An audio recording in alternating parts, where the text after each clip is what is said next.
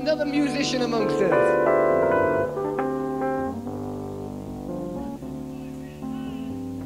Georgia, Georgia, the whole day through. Just that old sweet song keeps Georgia on my mind.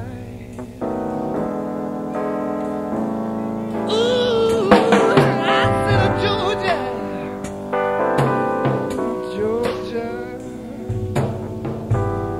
a song of you comes as sweet and clear as moonlight through the pine.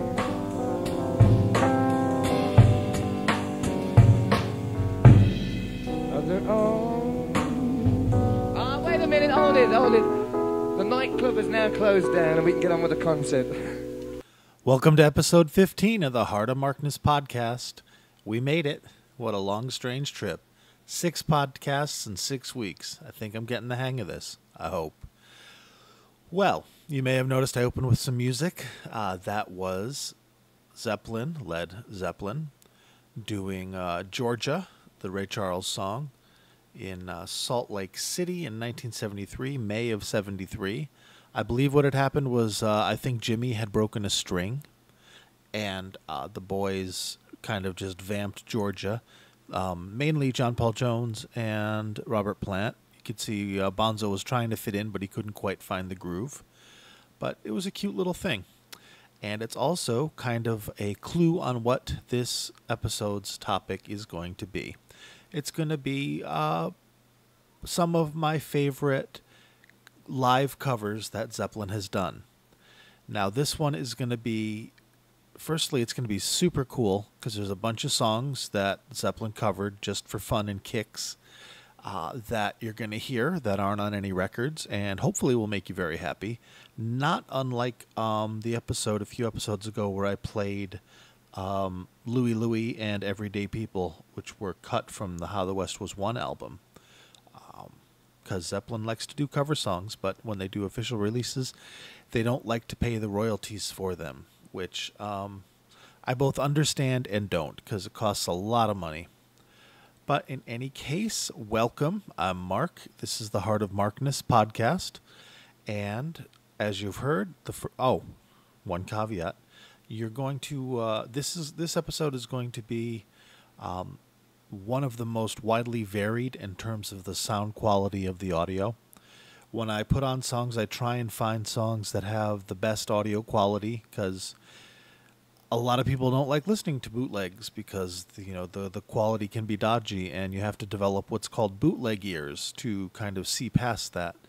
But in this case, aside from that opening track, Georgia, which was a soundboard and sounded amazing, I believe everything else is going to be an audience tape, and the quality is going to be varied from good in that you can tell what's being played, but it's distant and far away, because it was recorded by a dude with a cassette recorder in 1971, and it's going to vary to that to a really excellent stereo recording.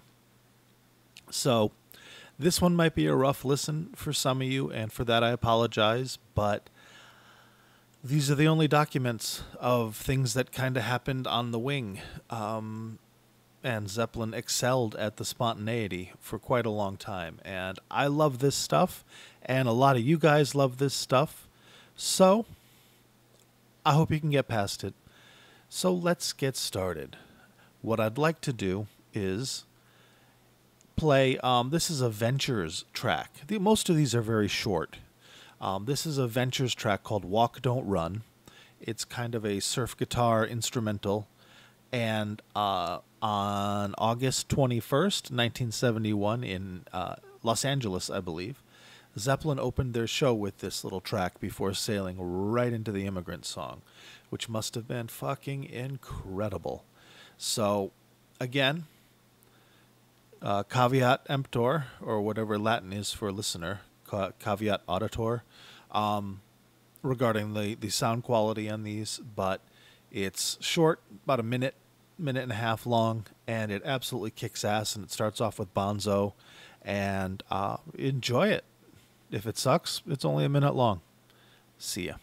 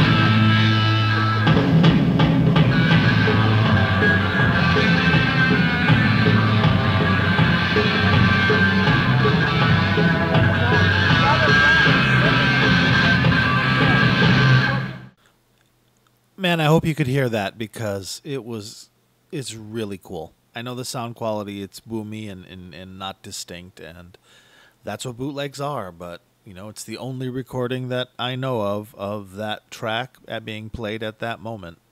And as far as that goes, that's really, really cool. This little piece of sonic archaeology. None of these would be here. None of my podcast episodes would even exist, which is, debatably a good thing maybe. But none of this stuff would be around if it weren't for people sneaking tape recorders into concerts and risking getting their asses kicked or getting their shit stolen or getting tossed out and missing the show just so we could have these. And, all this stuff is shared freely. I mean, you can buy it if you want, but it's free on the internet. People will trade it to you. You can get it off my website. It's everywhere. If you're not familiar with it, with the process of how to burn CDs or just get this music digitally because you're not, computer savvy, take the time or ask your kids or grandkids, because Christ, we're getting old, and avail yourself of this resource. I mean, there's an enormous ocean of live music out there that you can just get and hear for free and really enrich your life. All right, PSA over. That was a great track. Moving on to, this is a Roy Orbison track from June of 72. I think it's June 19th, which is just a few days before How the West Was Won was recorded, which was recorded on June 25th and June 27th. And this is the band doing Only the Lonely, the Roy Orbison tune.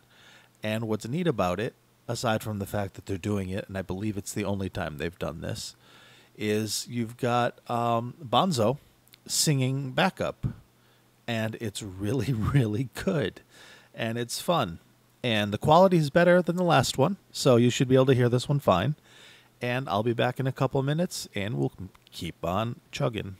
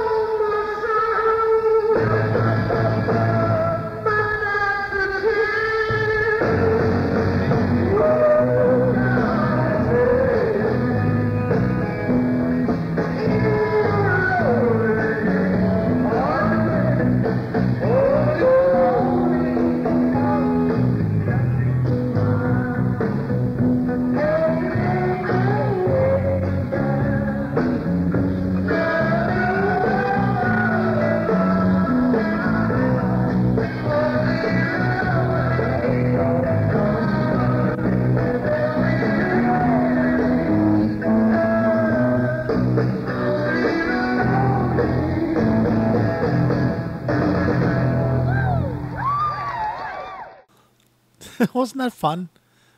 I love these. I know, I mean, this is a Led Zeppelin podcast or Jimmy Page podcast with a Led Zeppelin heavy leaning.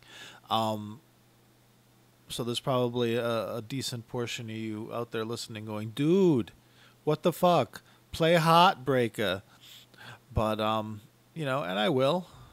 But this is the stuff I like, and I don't want to make a podcast I don't like. I don't want to, you know, take the time to make this if I'm not into it. So you get what you get and you don't throw a fit. I try and do cool shit for you.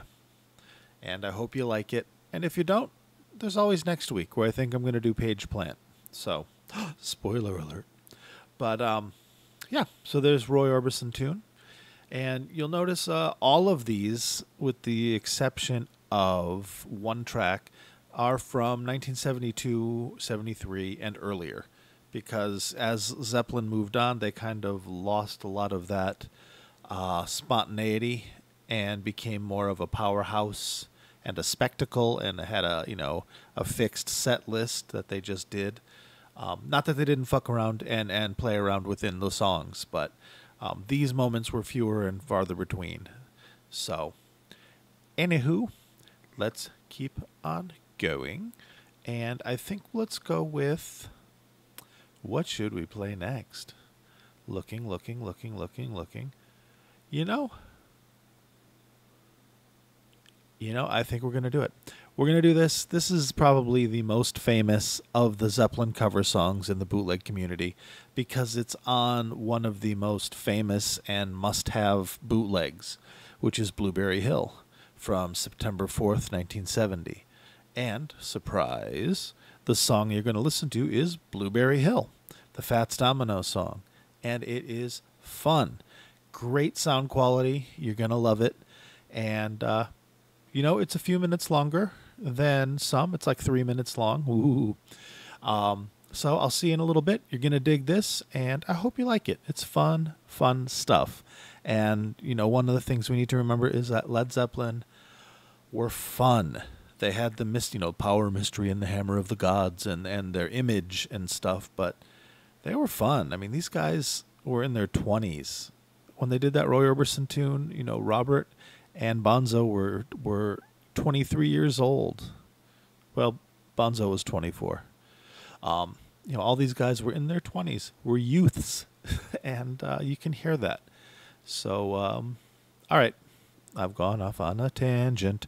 Blueberry Hill, everybody. Blueberry Hill. Easy.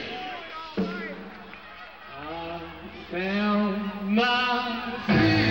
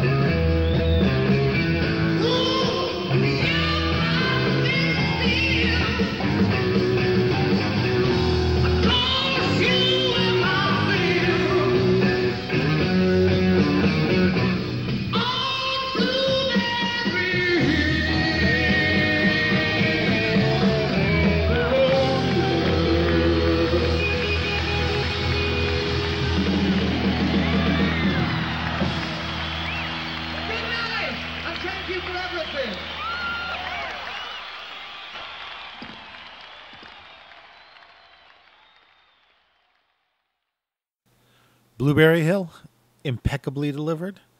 And, you know, it's remarkable that Robert Plant was 22 years old when he sang that. He had been 22 years old for 5 days.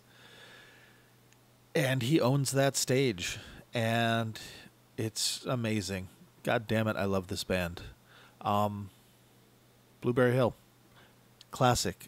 September 4th, 1970. I believe that's in L.A. as well. I know it's in California. There's a million different sources for this one. Almost all of them are excellent. I'm not sure what the definitive Blueberry Hill is considered to be these days, but just get on the interwebs and find yourself a copy. I'll try and put one on the website, but I'm already behind 3 episodes on the website anyways because I suck. But find it, listen to it. It's good stuff. You know, it's good stuff that I should focus more of. Hey, I should do more 1970s stuff. Maybe next episode will be 1970 because they were amazing then. All right, Thinking Out Loud with Mark Donahue on Heart of Markness. We have done Georgia. We have done Walk Don't Run. We've done Blueberry Hill. We've done Only the Lonely. All right, you know what? Let's go into... Let's go into That's All Right, Mama, the Elvis song, which Zeppelin has done a million times, but this is during the 1977 acoustic set. And if I were more on the ball, I would have included it in my episode 10, which features the 1977 acoustic set. But I'm not, and I found it here, and I'm sharing it with you now, where it still fits. So, yeah, I'm creative. That's what it is. I'm not negligent. I'm creative. All right, this is Zeppelin in L.A. again, June 26th, 1977, hey, which would have been my dad's 38th birthday. All right, happy birthday, Dad. Led Zeppelin playing Elvis's That's All Right. You know, That's All Right, Mama, with during the acoustic set. And it is really good. It's not one of the magical recordings of the 77 tour, the Mike Millard kind of recordings, but it's an excellent audio recording, audience recording. Obviously, it's an audio recording. Dig it. It's a few minutes long. Actually, not even a few minutes long. Maybe 2. I'll see you soon. It's going to be fun. That's all right, Mom. That's all right. Any way you do, it's all right. That's all right. That's all right, Mama. Anyway.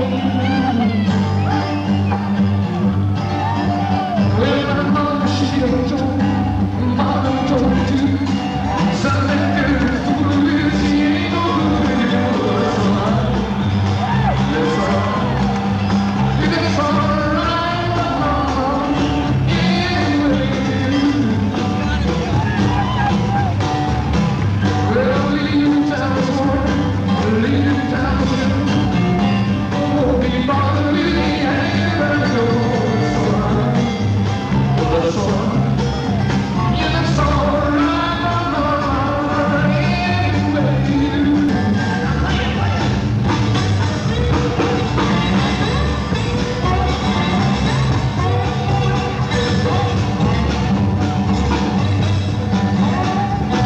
Anyway. Well, my mama, she done told me, Mama told me too. Something good is foolish, she ain't no good anymore. That's all right. That's all right. That's all right, Mama. Anyway. Well, leave town, leave town. Oh, be bothered with me, I ain't gonna go. That's all right. Yeah, that's all right, Mama. Anyway. That's all right, Mama. Anyway. That's all right, Mama. Anyway.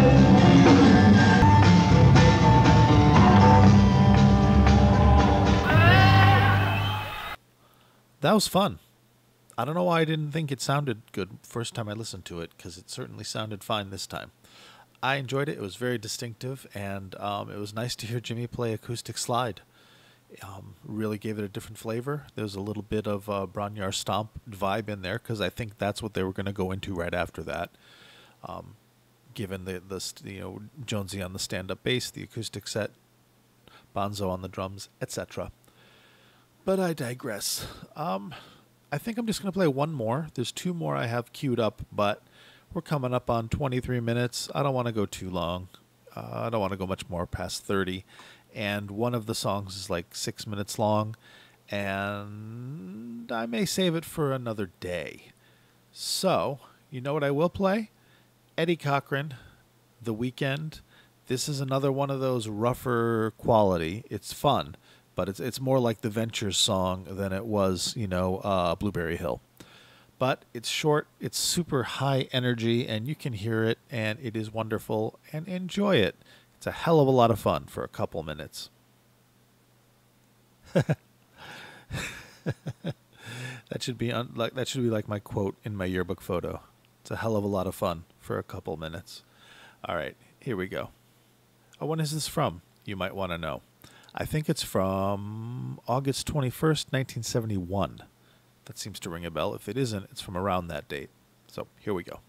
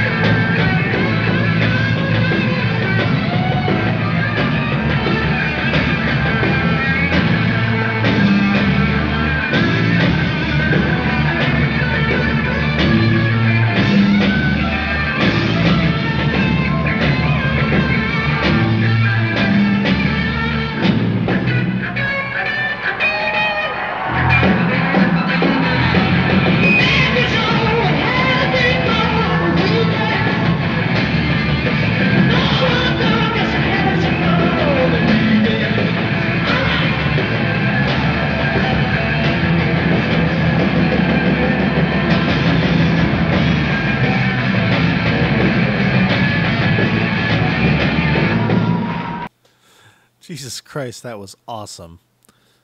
What a band. Robert Plant's voice, man, in 71, up through 71, it was just amazing. In 72, it was still really great, but you could tell he was kind of shredding it. And after that, he'd had some problems, but he got it back and developed a new strong voice. But Pure, high, powerful voice. Holy shit. To hold his own amongst those three amazing musicians, I would have killed to see Zeppelin in 71 or 70 or 69. Holy shit. I would have killed to see Zeppelin. I mean, let's be serious. All right. So, I'm not going to play the last song I was going to play for you because it's like 6 minutes long, and, you know, it doesn't thrill me totally, even though the sound quality is great and the performance is great. I'll keep that in the pocket for another time. It's okay. It's okay. It's okay. And besides, I mean, do you deserve it? Do you? Really? Did you clean your room? Did you take out the trash? Oh, God. You know who's going to hear about that? Me. Your mother's going to be pissed. All right. Go clean your room. But before you clean your room, let's talk about social media stuff. Heart of Markness podcast. I'm going to try and keep cranking these out every week because, as you can tell, I kind of wing it. I just pick the songs I want to play and then go with it. I'll try and tighten it up and become more professional as I do some of the more in-depth, longer, historical podcasts. These are just kind of fun little dollops. So, here we go. I am on Twitter at Heart of Markness, and there's more and more of you friending me, joining me, following me, whatever the verb is for Twitter, following, I guess. And it's fun interacting with you, and it's fun kind of seeing this start to take root. So jump on Twitter. There's a good Led Zeppelin Twitter that you can get into, and follow me. There's a Facebook group on Facebook, Heart of Markness. You have to ask to join, but I'll say yes unless you're a dick, but I won't know you're a dick until you get in there, so don't be a dick. Yeah, and that's starting to come together too. There's more and more people on there, and there's more action starting to take root, and it's a cool place to talk about the podcast. If you have questions about any of the shows or comments on dude, I really loved blank, or dude, you really got to work on blank, those are places to reach me. I also have a website, heartofmarkness.com, which I am remiss in keeping totally current, but it is where the podcasts end up being posted, aside from everywhere else, so you can get a podcast on Earth. It's hosted off of SoundCloud, but from there, the RSS feed, you can get it through the iTunes, Android, everywhere you can get podcasts, you can get this podcast, because obviously you're listening to it, right? What else? Yeah, follow me. It's fun. I like doing this. I like hearing from you guys. And, you know, every episode I do, I hear from more of you. And it's neat. And it makes me feel good. Like, hey, people like my stuff. Yay, I'm good enough. I'm smart enough. And gosh darn it, people like me. And it's nice to be able to be like, hey, this is cool shit. Let's share it and enjoy it. Led Zeppelin was awesome. So, yeah, make that happen. If you like Led Zeppelin and like more professional, information-dense podcasts, you can't go wrong with Brian Gardner's podcast, Ramble On Podcast. It's he's been around forever.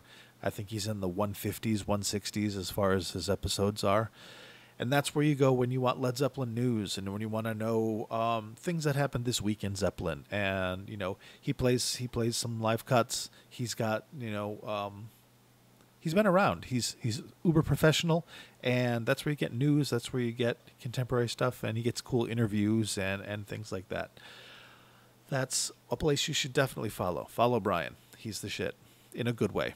Robert Plant has a podcast. If you want to hear him talk for 20 minutes about nothing and not answer a question, but love Robert Plant because he's Robert Plant, it's great. I think it's called Digging Deep.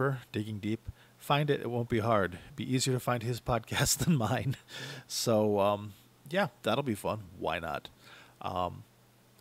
If you like Led Zeppelin and kind of want to dip your toe into Led Zeppelin fandom, other than like bumper stickers, t-shirts, and like, dude, Zeppelin's awesome. Dave Lewis has been running a Led Zeppelin fanzine called Tight But Loose for like 40 years now. And he is a cool guy, and he is kind of the Ken Burns of Led Zeppelin. And he has a magazine that he publishes called Tight But Loose, and he has a website. I don't think it's tightbutloose.com. I think it's like TBL Web, but Google it, Tight But Loose. It's an enormous repository of Zeppelin knowledge. He's been to a bunch of Zeppelin shows. He hung out with the band. They took him, on tour in 1980. He's got great memories of Nebworth and just a real insider's view of the band and a fan's view. And he's an author. There's a bunch of cool Zeppelin books that he has that are absolutely worth getting. So I can't recommend that highly enough. Dave Lewis, Type It Loose, Ramble On podcast, and Robert Plant podcast, in addition to mine, if you want to kind of up your Zeppelin dosage and variety. And thank you very much, guys. I like doing this. I love hearing from you, and I love the fact that this is, every week there's a little bit more. There's a little bit more. There's a little bit more. It seems to grow, and I love the positive feedback, and I love any feedback. Oh yeah, speaking of feedback. Wherever you're getting your podcasts, Android, Google, I don't know, Satan, wherever you're getting your podcast. If Satan's giving you a podcast, leave a good review. Same with all the other places. iTunes, please take the time, and it is a little intensive, labor intensive, to leave me a review on my podcast page so that the search engines and algorithms know I'm there, so that more people who like Led Zeppelin, and I mean, everybody loves Led Zeppelin, so this podcast could entertain a whole bunch of people, I think. In any case, take the time to leave a review. It helps me raise my relevance and visibility, so more people can see me, which means more people will listen, which means everything is great, and one day I'll be rich. Thanks a lot, guys. I really appreciate this. I appreciate you, and I'll see you, hear from you, connect with you next week.